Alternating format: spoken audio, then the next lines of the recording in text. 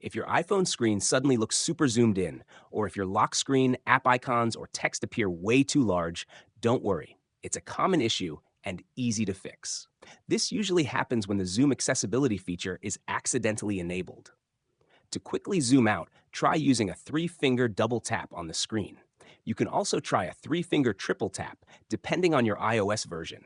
This should temporarily zoom the screen back to normal and give you access to settings.